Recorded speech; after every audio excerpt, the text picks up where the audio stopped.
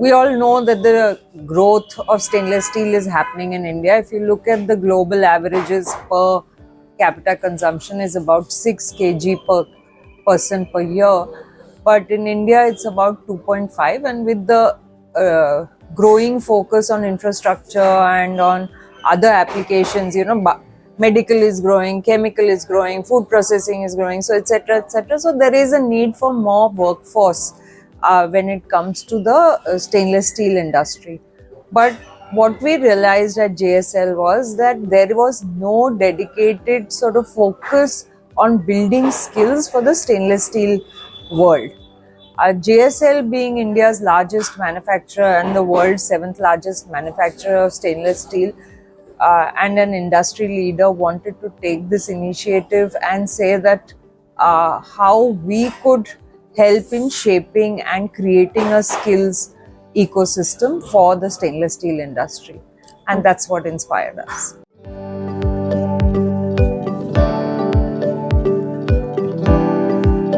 So we're talking about becoming a $10 trillion economy. We're talking about Atmanirbhar in India. We're talking about Make in India. Nowhere are we saying that we don't want to be competitive in the world. So if we need to start being competitive in the world, we need those skills to become competitive. I think a great example of where we've done it is the IT industry. Indian IT professionals are considered amongst the best in the world, and they're mainly trained all in India.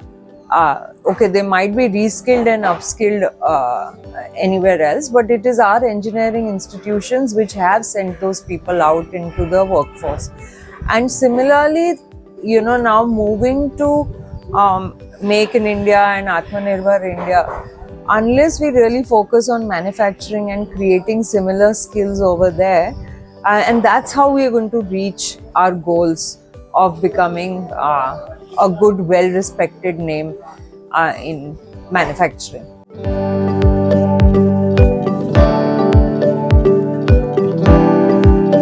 I've come from the skills ecosystem. I spent a lot of time, I was working at NSDC, and I think the government has done quite a bit. The Prime Minister himself, we know that Skill India movement is very close to his heart. The movement was started by Dr. Manmohan Singh, our former Prime Minister, and it has continued. The entire nation, I think politically, we all realize the importance of Skilled India. There are a lot of policies and schemes like the Pradhan Mantri Kaushal Vikas Yojana, which is running in this area.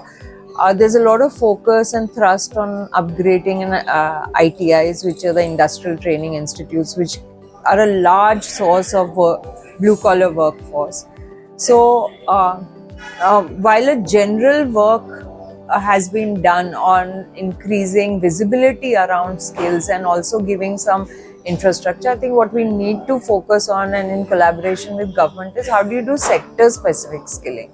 So, specifically, like we've been speaking about welders and fabricators, how do you assign different amount of funds and dedicated funds for this development. It was done also in the construction industry, so it would be good if we can now start doing it for this. Right.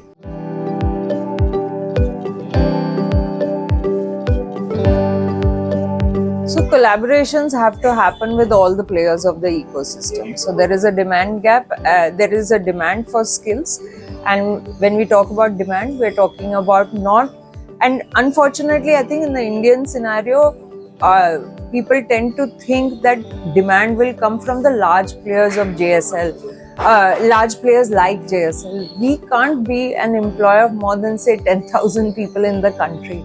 The major amount of employment will happen in the downstream and in the application industry of stainless steel.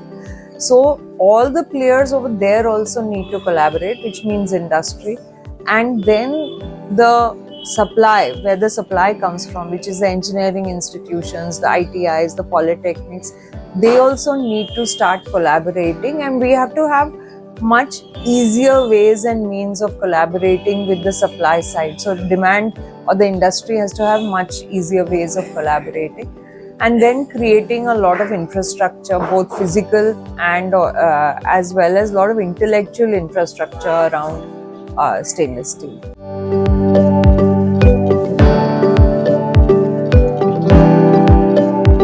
The success, let me start off with the successes.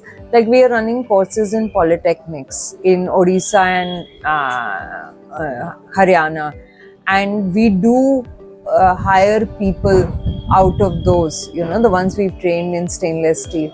So that has been a big success for us. We're running courses in engineering institutions. That itself has been a very big success for us. And we've done the fabricator training programs where we've trained more than 40,000 people in this arena. But the big challenge, of course, will always be scale in a country like India. It is uniform across segments. But the other challenges would be to be working and development of the MSMEs. Stainless steel and downstream itself is governed or is comprised a lot of MSME units. Some of them employing 10, some of them employing 25, 50, 200. A big unit will employ probably 1,000 people. So we need to figure out good ecosystems that can help skill people in the MSMEs. I see that as the biggest challenge so far.